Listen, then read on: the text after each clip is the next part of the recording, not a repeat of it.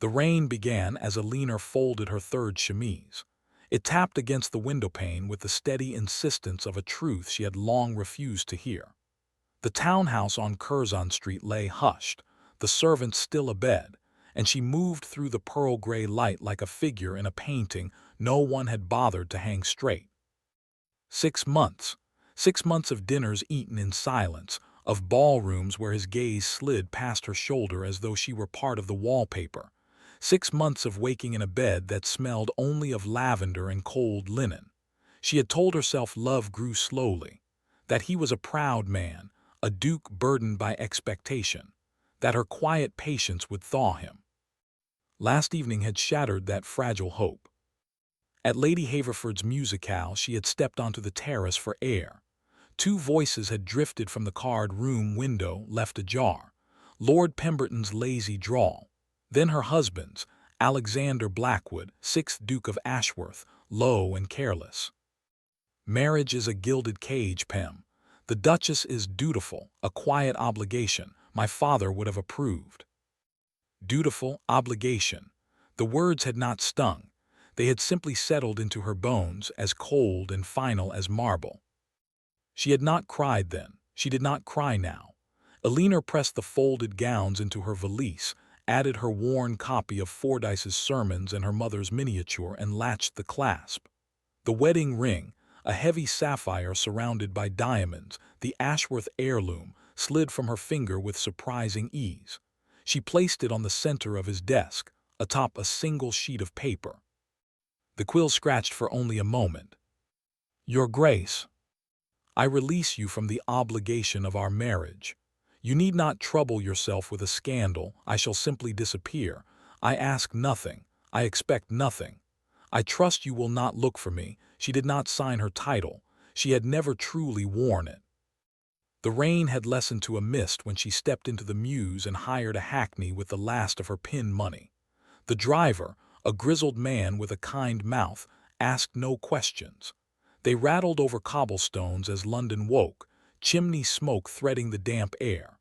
Alina watched the townhouse recede until it was a gray smudge, then nothing.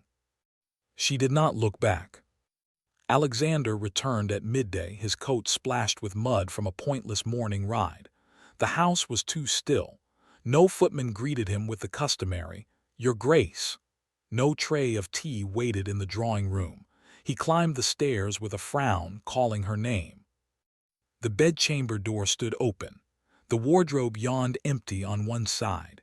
Her silver hairbrush, her slippers, the little watercolor of the Devon coast she had brought from her father's home, all gone. He found the ring before the letter. The sapphire caught the light, cold and brilliant. His hand closed over it, the facets biting his palm. Then he saw his name in her precise script. He read it once, twice, a third time, as if the words might rearrange themselves into something less absolute. I release you. A curious sensation spread through his chest, not anger, though that would follow. Something hollow and ragged, like discovering a cornerstone of one's house had been removed while one slept. The house still stood, but it was no longer sound. He had spoken those words to Pemberton. God above, he had spoken them. He recalled the brandy in his glass, the need to sound like his father's son, the terror of admitting that his quiet, gray-eyed wife had begun to matter in ways that threatened every wall he had built. So he had reduced her to a duty, a set of words, a cage. Now the cage stood empty. Alexander poured a glass of port and stared at the ring. The rain began again, heavier now, drumming on the roof. Somewhere in the house a clock ticked. The servants whispered. A carriage passed in the street below. He did not move for a long while. When he finally set down the glass, the port had grown warm in his hand. He crossed to the window and pressed his forehead to the cold glass. Some men, he knew, would let a runaway wife go. They would declare her dead, take a mistress, and bury the slight beneath decades of pride. He had been raised by such men. But Alina had not run. She had released him, calmly, cleanly, as one might release a bird whose song had ceased. There had been no tears on the paper, no recriminations. Only 4 words that cut deeper than any fury. I expect nothing. That, he understood, was the worst of it. She expected nothing because she had stopped hopping for anything. He pulled a bell for his steward. When the man arrived, pale and already informed of the Duchess's departure, Alexander spoke without turning from the window. "Find her, Your Grace. Find her. I do not care what it costs or how far she has gone. You will find my wife." The steward hesitated. "And if she refuses to return?" Alexander's reflection stared back at him from the rain-streaked glass. A man he barely recognized, all sharp angles and a mouth tight with something he could not name. "She will refuse," he said quietly, "but I will find her regardless." He did not yet understand why. He only knew that the ring in his palm felt heavier than it ever had on her finger, and the silence of the house was a wound that would not close. The cottage stood at the end of a lane lined with blackthorn, its stone walls thick with ivy and age. It smelled of wood smoke and dried lavender, of clean poverty patiently borne. Eleanor had arrived in Somerset with £17 and a leather valise, and when she unlocked the door with the key her greytan had bequeathed her, she had done something she had not allowed herself in London. She exhaled. She took the name Fielding, her mother's maiden name, and told the village she was a widow. The lie sat uncomfortably, but it was necessary. A duchess hiding in a laborer's cottage would invite questions. A quiet widow who could read and write invited only mild curiosity. Within a fortnight, she had secured a position teaching letters to the children of tenant farmers at the parish school, a stone building beside the church that smelled of chalk and damp wool.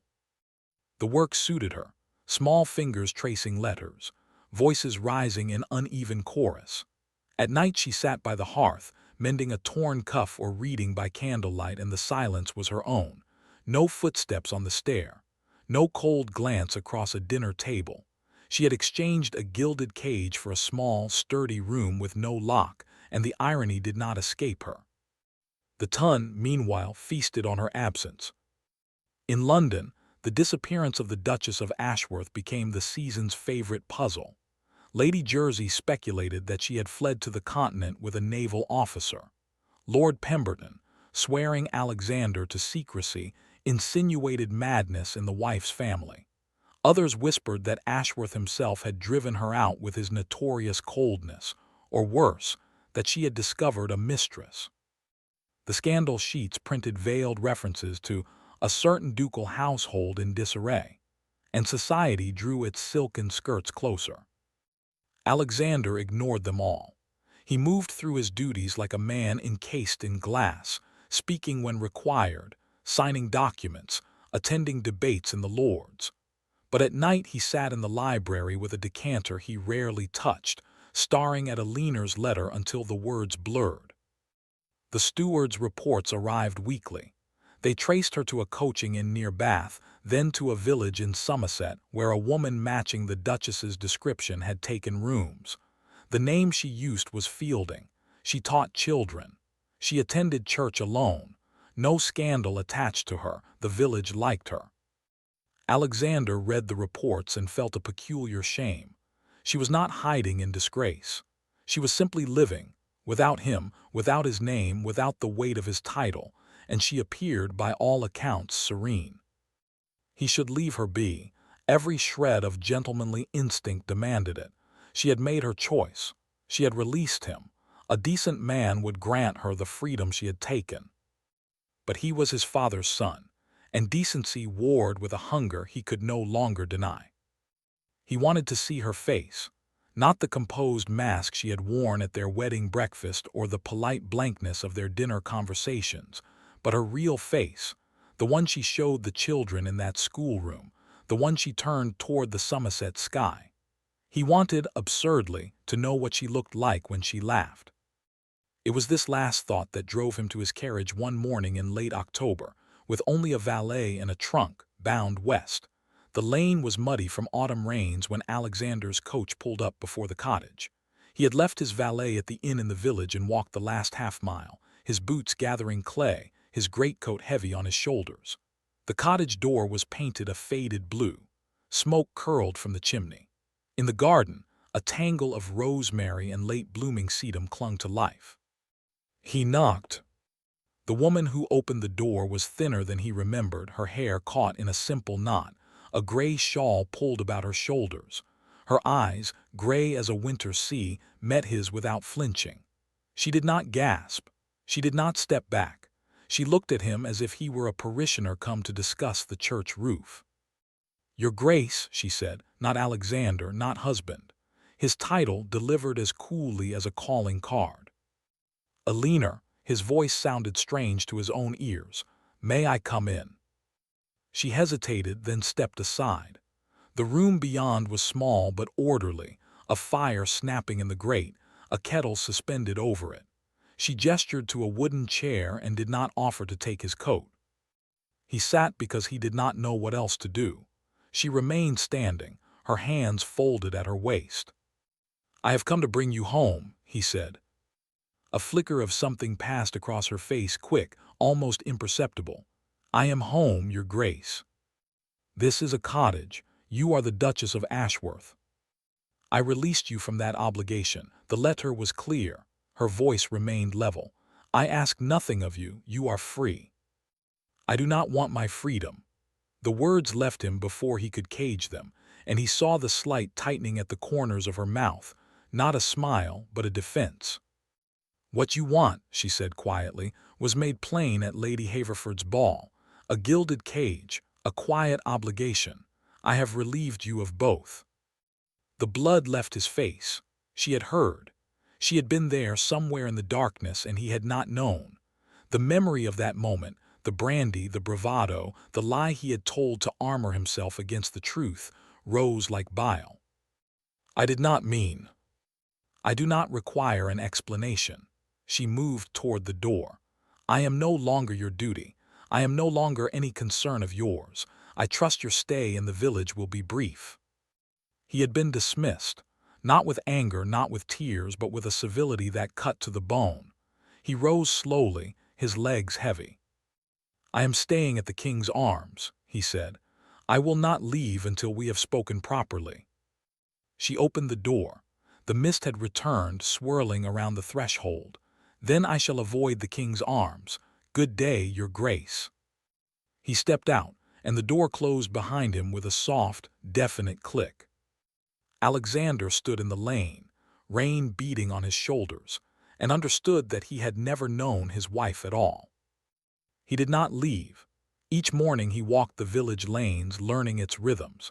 He watched her from a careful distance, entering the schoolhouse with a stack of slates, pausing to speak with a farmer's wife, bending to tie a child's shoe. She moved through the world with a grace that required no audience. She smiled at others. She never smiled at him. He began writing letters. The first were stiff, formal things, apologies couched in ducal language, requests for an audience. She did not reply. The next were rower, stripped of ceremony. He wrote of his childhood, of the father who had taught him that emotion was weakness, that a duke's wife was an asset, not a companion. He wrote that he had repeated his father's poison at Lady Haverford's because he was afraid of the tenderness that had begun to bloom in his chest whenever she entered a room. He had not known how to name it then. He knew now. He delivered the letters himself, slipping them under her door. She never acknowledged them, but he noticed she did not burn them in the hearth. A small stack grew on her mantelpiece, visible through the window. Then there was Mr. Thorne. The vicar was a man of perhaps 30, with sandy hair and a gentle manner. He called on Alina with gifts from the parish garden, vegetables, a pot of honey, and she received him with a warmth that made Alexander's jaw tighten. One afternoon he saw them walking together along the river path, the vicar's head bent toward her, her hand resting lightly on his arm. Something jagged and possessive rose in Alexander's throat. He confronted her that evening at the cottage gate. "You are still my wife." "By law," she said, "not by your choice." "I have told you I was a fool." "Yes," she agreed. "You were, but folly is not a wound that heals because the fool apologizes." Her calm was maddening. He wanted to shake it, to break through the polished surface and find the woman beneath. But he had no right. He had forfeited every right the night he called her an obligation. The next Sunday, after services, Mr. Thorne approached him outside the church. The vicar's expression was kind but guarded. "You are causing Mrs. Fielding distress, Your Grace. She has made a life here, a good life." "She is my wife." "She was your wife. She is now a woman who wishes to be left in peace." Alexander looked toward the churchyard, where Eleanor stood speaking with an elderly parishioner, her profile soft in the winter light. "I will not trouble her peace," he said, and the words cost him more than any speech in the Lords, "but I will not stop trying to deserve it." The vicar studied him for a long moment, then nodded slowly. "See that you do not." That night Alexander sat alone in his room at the inn and composed a final letter. In it, he placed no demands, no pleas for return. He simply wrote the truth he had been too afraid to speak. "I love you. I have loved you since the day you walked down the aisle with your chin raised and your eyes steady, and I was too much of a coward to say it. I do not ask you to come back. I ask only that you know you were never an obligation. You were my undoing, and I did not have the courage to let you unmake me." He signed it not as the Duke of Ashworth, but as Alexander. Then he waited. The harvest assembly was held in the village hall, a timber-framed building decorated with sheaves of wheat and garlands of dried flowers. The local gentry attended, farmers in their best coats, squires' wives in watered silk, the vicar beaming by the punch bowl. Eleanor came in a gown of deep blue wool, a dress she had sewn herself, and Alexander's heart lurched at the sight of her. He had no invitation. He entered anyway, drawing stares, whispers, the rustle of speculation. For a week he had wrestled with the letter's silence, the torment of not knowing if she had read it or merely added it to the stack. Tonight he would have an answer, one way or another. The dancing had begun, a country reel, all stomping feet and laughter when Alexander stepped onto the floor and raised a hand. The music faltered, the room quieted. "I beg your indulgence," he said, his voice carrying to every corner. "I have something to say to this village and to the woman who has made her home here." Eleanor stood near the hearth, her face pale but composed. Mr. Thorne moved to her side, a gesture of support that made Alexander's pulse quicken. "My name is Alexander Blackwood. For most of my life I have worn the title Duke of Ashworth as a shield and a weapon. I believed it was all I had to offer. I was wrong." He paused, searching her face across the crowded room. "6 months ago, the woman I love, my wife, left me because I treated her as a duty rather than the gift she was. I spoke words that should never have been spoken. I broke a trust that should have been sacred." A murmur rippled through the assembly. Eleanor's expression did not change, but her hands tightened at her sides. "I have followed her here," he continued, "not to demand her return, but to prove that I am capable of change. If the title stands between us, if she cannot bear to be a duchess, then I will renounce it. I will become Mr. Blackwood, a man of no rank, and I will spend every day of my life earning the right to hold her again." The silence that followed was absolute. Even the fire seemed to still. Then Eleanor moved. She walked toward him through the crowd, her steps measured, her chin raised, the same chin he remembered from their wedding day, steady as a ship's prow. She stopped an arm's length away. "You would burn your title for me," she said, so quietly only he could hear. "I would burn everything." She looked at him for a long moment, really looked, her gray eyes searching his face for the lie, the retreat, the familiar coldness.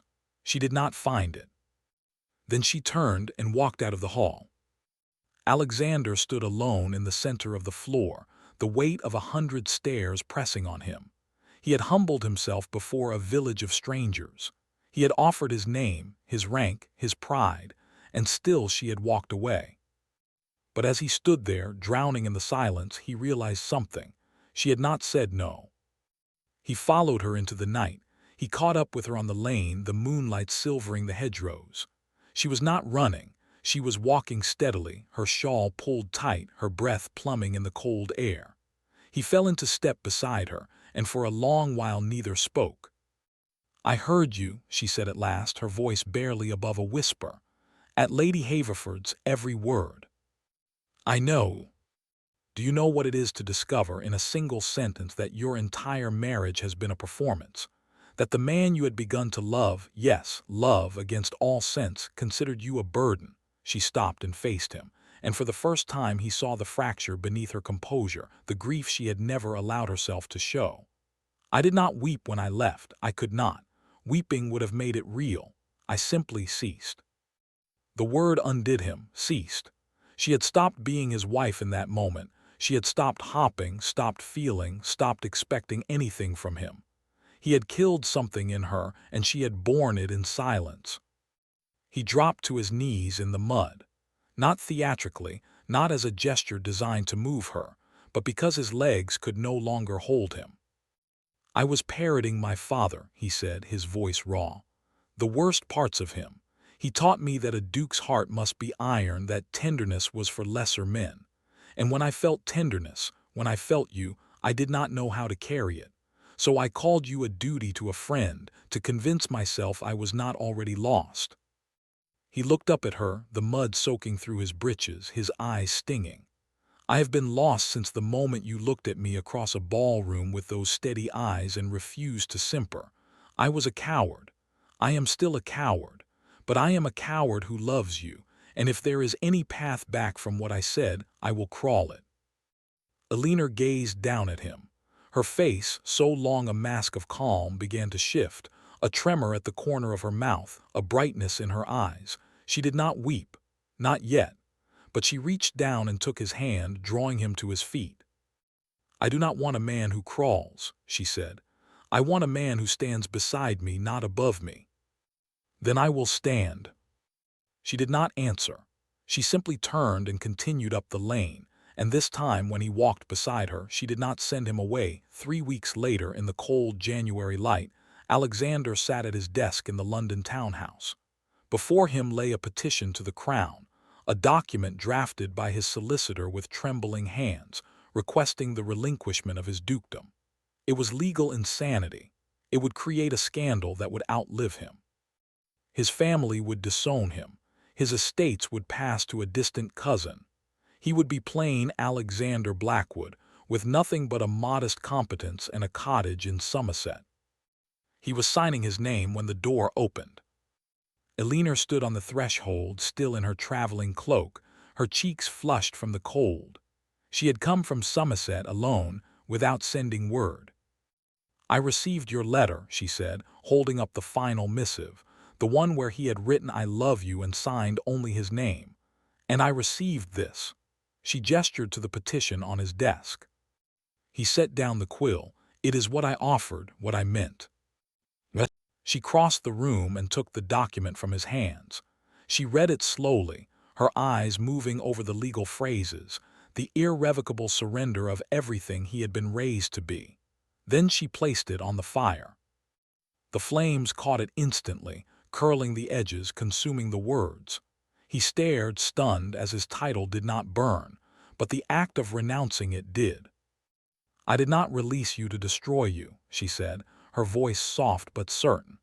"I released you because I loved you too much to be your cage." He rose, and she did not step back. He took her hands, and she let him. Her fingers were cold from the journey, but they gripped his with a strength he remembered.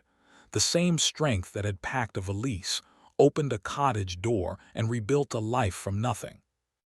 "I do not want a duke," she said. "I want Alexander, if he can stand beside me, not above me, if he can share a life, not rule it." "He can," his voice cracked, "he will." And so they began again. Not in a cathedral with the eyes of the peerage upon them, but in a small chapel in Somerset 6 weeks later, with Mr. Thorne officiating and the village children scattering winter roses. There was no great settlement, no parade of titles. She wore the blue wool dress, and he wore a simple coat. When he placed the sapphire ring back on her finger, his hands shook, not with fear, but with the overwhelming relief of a man who had nearly lost the only thing that mattered and somehow, impossibly, been given another chance. She did not weep during the ceremony, but afterward when they stood alone in the cottage garden, the blackthorn just beginning to bud, she turned to him and let a single tear fall. He caught it with his thumb. "I have you," he whispered. "You do." And for the first time in his life, Alexander Blackwood understood that the greatest title a man could hold was the trust of the woman who had released him, and the love she had chosen to give back.